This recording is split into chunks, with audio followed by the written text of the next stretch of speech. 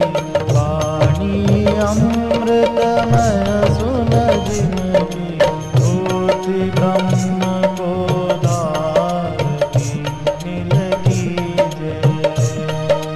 होती ब्रह्म को। सच्चिदानंद भगवान की, सनातन धर्म की। प्रेम के बिना रसानुभूति नहीं होती। भक्ति कहो, प्रेम कहो, और उस प्रेम का ही नाम अनेक है। कैसे? स्त्री पुरुष के प्रेम को काम बोलते हैं, और धन के प्रेम को लोभ बोलते हैं, और भगवान के प्रेम को भक्ति बोलते हैं, और गुरु के प्रेम को श्रद्धा बोलते हैं। ऐसे ही पुत्र आदि के प्रेम को मोह बोलते हैं, और उसमें सुखानुभूति सबको होने लगती है। बेटे में, गुरु में, भगवान में, और जहाँ प्रीति होती है तहाँ सुखानुभूति होती है। परंतु संसार से प्रीति करने में चूँकि उसका अभाव हो जाता है, जिससे हम प्रेम करते हैं, तो फिर दुख होता है। पिता का, पुत्र का, पति का, पत्नी का अभाव हो जाए तो दुख होता है। इसलिए हम ऐसे व्यक्ति को प्रेम करें जो भले देह छोड़ता हो पर मरता ना हो, ऐसा हमें पक्का हो। जैसे भगवान का देह न रहे तब भी हम मंदिर में उनकी पूजा करते हैं, क्योंकि हम सबको लगता है भगवान थे, आए हैं और अपने धाम में हैं, खत्म हो गए, ऐसा नहीं लगता। मनुष्य को समझाओ भी तब भी उसको लगता है वो तो खत्म हो गए, खत्म हो गए, जबकि ऐसा है नहीं। हमारे सभी धर्म ग्रंथ और सामाजिक विश्वास मान्यता कि वो देह छोड़ गए, चलाना कर गए, ऐसे बहुत शब्द हैं। देहावसान हो गया, देह का अंत हुआ, देहांत। पर फिर भी उसके लिए हम शोक करते हैं। आ जाइए, चलने लगे, जाने तो क्या। तो एक लड़का है, जैसे हमारे यहाँ परम थे ना, ऐसे एक लड़का आया है। परसों कोई उनके घर में किसी की मृत्यु हो गई तो रो रहा था, पर वो हो आया और जल्दी आज वहीं था हरिद्वार में। तो हमने पहले बार उससे बात की कि हमने कहा तुम ही थे क्या, रोए थे? तो हमने कहा हमारे माता मरी थी तो हम रोए नहीं थे। तो समझाने के लिए या तो वैराग्य हो कि ये तो जाना ही है, पहले से मन तैयार रखे। कई लोग यही समझाते हैं, जीते जी सेवा करो, प्रेम करो, खुश रखो। लेकिन किसी का शरीर न रहे तो मत रो, चूँकि वो कोई नई बात तो है नहीं। गुरबाणी में है, चिंता ताकि कीजिए जो अनहोनी हुए। ये तो पक्का है। तो उस समय क्या पहले से पक्का है कि हमारी ड्यूटी है पढ़ाना, लिखाना, सेवा करना, खिलाना, पिलाना, दुख नहीं देना, सुख देना। और प्रकृति से जो आ जाए, तो अभी सुन रहे थे, इलाज करा लो, बाकी क्या कर सकते हो। और शरीर को बनाए रखना तुम्हारे हाथ में नहीं, तो उसके लिए हम क्यों दुखी हों? वो तो परमात्मा का विधान है। तो इस तरह ख्याल करना। और मेरी मृत्यु नहीं होती, इसके लिए दो ही चीज़ें। मृत्यु नहीं होती इसके लिए कालातीत का निषेध के द्वारा जाना, ये मैं नहीं, ये मैं नहीं, ये मैं नहीं। कैसे, क्यों कहें ये मैं नहीं? क्या आधार है? जो मुझे दिखता है, जो मुझे मालूम पड़ता है, वो मैं नहीं होता। ये पद्धति है। भाई ये सूत्र की तरह याद रखो, जो मुझे मालूम पड़ जाए वो मैं नहीं है। अब चूंकि देह मुझे मालूम पड़ता है, इंद्रियां मुझे मालूम पड़ती है, तो जो मालूम पड़ती हैं वो और हैं, जिसे मालूम पड़ती है वो और है। तो देह मुझे मालूम पड़ता है, ज्ञानेंद्रियां मुझे मालूम पड़ती हैं, मन जाता है, चंचल है, नहीं लग रहा, मुझे मालूम पड़ता है। तो जो भी मुझे मालूम पड़े वो मेरे से स्थूल है, मेरा वो दृश्य है और मैं उसका दृष्टा हूँ। इस विधि से और अंदर छोड़ते जाओ। त्यागे नहीं के आत्म तत्व मानस, त्याग से आत्मा तत्व मालूम पड़ता है। त्यागते जाओ ये मैं नहीं, ये मैं नहीं, तो तुम्हें आत्मा मिल जाएगी। आत्मा क्या है? जिसका नाश नहीं होता। और एक और चीज बता देते हैं, बाकी तो अभी यहाँ रहेंगे।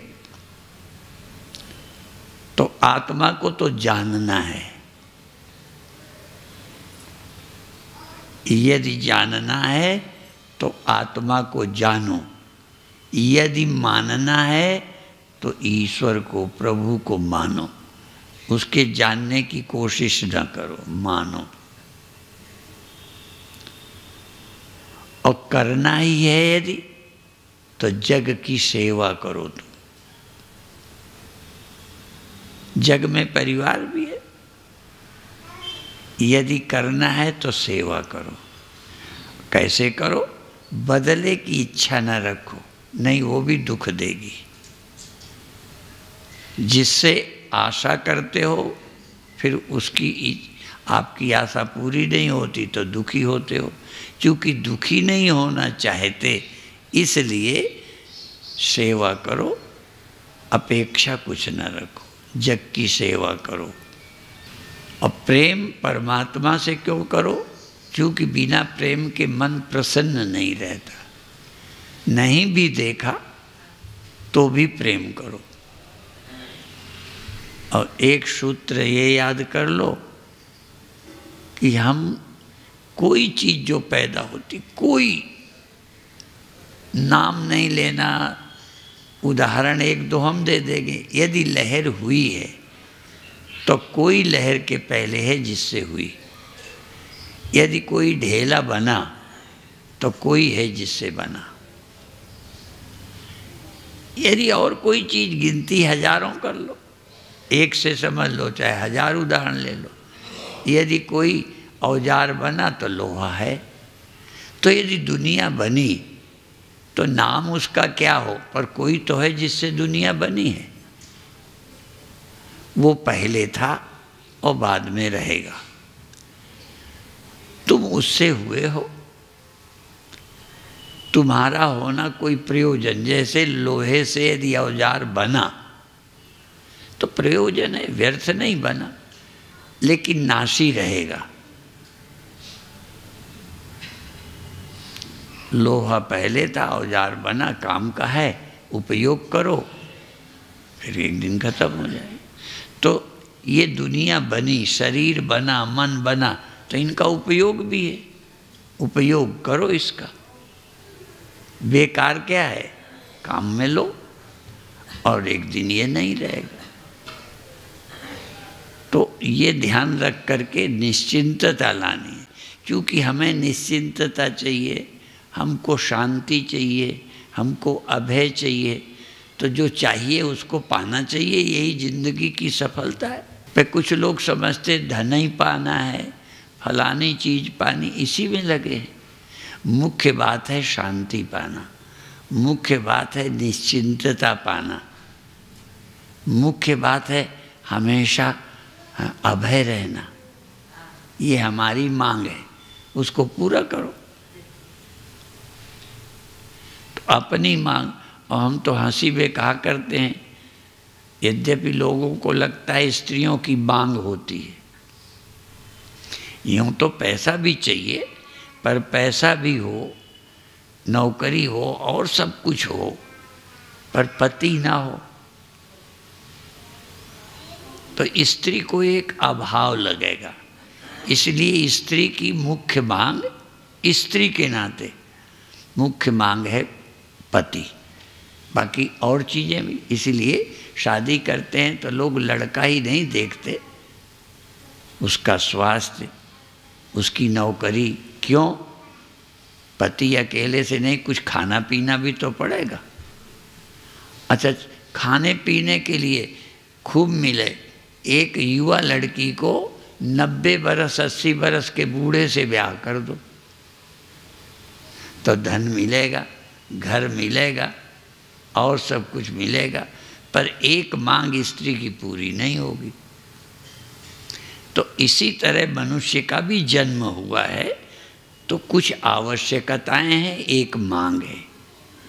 वो मांग तो केवल स्त्री की होती है, पर जिस मांग की हम चर्चा करते हैं वो मानव मात्र की मांग है। इसलिए हमारे एक परिचित संत थे स्वामी शरणानंद, उन्होंने एक पुस्तक लिखी थी मानव की मांग। जैसी स्त्री की मांग होती है, एक मानव मात्र की मांग है। निश्चिंतता, शांति, अभय, ये हर मनुष्य की मांग है। रोटी हो, कपड़ा हो, मकान हो, आश्रम हो, चेले हो, पुत्र हो, पर हमारी मांग पूरी ना हो तो वो ऐसे ही समझो जैसे एक युवा लड़की के 90 बरस के बूढ़े से शादी कर दी। तो और सब मिलेगा, पर एक आवश्यकता है मांग जो पूरी नहीं होगी। ये यहाँ लगा देने का इनाम मांग भरना नहीं है, पर ये मांग यही कहलाती है, क्योंकि ये पति के पाने से पूरी होती है, धन पाने से नहीं। तो इसी तरह से मानव मात्र की एक मांग है, अभय, निश्चिंतता, अमरता। ये मांग पूरी हो जाए, बाकी खाना पीना भी मिलता रहे और सारा कुछ मिले, पर मांग पूरी ना हो तो करोड़पति भी अधूरे हैं। इसलिए मांग की पूर्ति, अभी सुन लिया मैंने भी अंदर से, ये कोरोना के कारण कार्यक्रम हुए नहीं, तो इस बार हरिद्वार में करने का विचार है। ठीक है, अब जब इतनी बड़ी रैलियां हो रही हैं तो हमारे आश्रम में भी हो जाए तो क्या है। तो कार्यक्रम रहेगा तो आत्मानुभूति हो, स्वास्थ्य के लिए भी सब प्राणायाम, आसन सब कराए जाएं। हाँ, वैसे तो है ना, कोई तन दुखी, कोई मन दुखी, चिंता चित्त उदास, थोड़े थोड़े सब दुखी। हाँ, और राम के दास तो बनते ही नहीं ना, संसार के दास बनते, तो थोड़े थोड़े सब दुखी। अपन क्या करेंगे? थोड़े थोड़े सब सुखी। थोड़ा तन से भी सुख मिले, इसलिए थोड़ा तन सुखी, थोड़ा थोड़ा मन सुखी, कुछ मन की बातें हों, और फिर थोड़ी थोड़ी चिंता कम हो जाए, और फिर क्या होगा? फिर आत्मा राम हो जाए। इसलिए उस शिविर का नाम अभी आत्मविचार छाप रहे थे, तो हमने कहा नहीं, आत्मानुभूति शिविर का नाम होगा। तो अभी तो हम यही हैं। ठीक है, जानते हो यहाँ क्यों आए? हाँ, पूज्य स्वामी अनुभूतानंद जी का शरीर का अभाव हुआ है, शरीरांत हुआ है। ठीक है, तो उनका वैसे भी वार्षिक, पहले स्वामी ज्योतिर्मयानंद ने कहा था कि जो कार्यक्रम वो करते थे वो हम हर साल करेंगे। तो एक ये आश्रम का स्थापना दिवस भी था, तो ये वैसे भी करना था, इसीलिए उसी के समय उनकी मूर्ति प्रतिष्ठा हो जाएगी। ठीक है, और आप सबको सत्संग भी मिल जाएगा। दोनों ही बातें, एक पंथ दो काज। हाँ, एक ही दोनों काम, सत्संग भी और उनकी मूर्ति प्रतिष्ठा भी और कार्यक्रम का प्रसाद भी। बाकी सूचना सलाह करके बताएंगे कि 24 का ये है, 25 का भी कुछ होना है क्या, तो वो आप सबके योगदान पे निर्भर होगा। संतों का तो भंडारा 24 को ही होगा, मूर्ति प्रतिष्ठा भंडारा। और यदि जनता जनार्दन का करना है तो उसी दिन करना, कि भड़बड़ रहे तो अलग कर दे खुले, तो वो देख लेंगे, सलाह करके पक्का करेंगे। क्योंकि बोलें फिर कोई कहे ये ठीक है, कोई ये सलाह करके कहे तो ठीक है, ठीक है। और राजनीति के मंच में तो कोई दूसरे को अच्छा कहता नहीं। राजनीति का मंच बाने कितना, अब वो योगी आदित्यनाथ जीवन लगा पड़े हैं, इतना काम किए, पर विपक्ष से सुनो तो कुछ काम ही नहीं किया, ठीक है। तो राजनीति जहाँ होती है वहाँ दूसरे सब खराब होते हैं, सिर्फ हम अच्छे होते हैं, ठीक है। पर धर्म कहता है ईमानदारी से कहो, जो अच्छा है उसे अच्छा कहो, जो बुरा है वो भी थोड़ा प्यार से कहो, सुधार के लिए, ईर्ष्या से वो भी नहीं। पर जिंदगी में जैसे वो एक कार्यक्रम आता है, कौन ताल ठोक के एक दूसरे को बुरा ही बुरा बताते रहते हैं, और जो पूछो उसका उत्तर नहीं देते, कुछ और बुराई निकालते हैं, ठीक है। तो ऐसे ही मनुष्य भी किसी और की प्रशंसा सुन के खुश नहीं। 10 बुराई देखोगे, अच्छाई नहीं देखोगे। लेकिन हमारे यहाँ एक सूत्र है, ये याद रखने का, हमें खुद ही याद नहीं रहता। बुरा जो देखन में चला, बुरा न मिलिया कोई, जो दिल खोजा अपना। ये दिल क्यों कह दिया? वो इसलिए कि कई बार हम शरीर से बुराई से बच जाते हैं, शरीर से बुराई नहीं की, इसलिए कह दिया बुरा जो देखन में चला, बुरा न मिलिया कोई, जो दिल खोजा आपना, मुझसे बुरा। सैकड़ों बुराइयां मन में है, पर लोक लज्जा के कारण बुराइयों से हम बचे रहते हैं। इसलिए फोटो तो बुरी नहीं है, पर मन टटोलें तो है। तो ये सूत्र याद रखो, अपनी काफ़ी है, इन्हीं को थोड़ा थोड़ा कम करते जाए, हैं? धीरे धीरे मन निर्मल हो जाएगा। और मन ऐसो निर्मल भयो, जैसे गंगा नीर खोजत, हैं? हाँ, पाछे पाछे हरि फिरे, कहत कबीर कबीर। कबीर कबीर क्यों? कबीर जी का मन बड़ा निर्मल था, इसलिए कबीर का नाम भी है, कबीर का दोहा भी है। तो मन निर्मल हो गया तो भगवान तुम्हें नहीं ढूंढना पड़ेगा, बस तुम स्वयं मन ठीक हो जाए, जो मन चंगा तो खुद ही भगवान हो जाओगे, आनंद में रहोगे। अभी आज इतना ही कहकर समाप्त करते हैं। ओम शांति शांति शांति।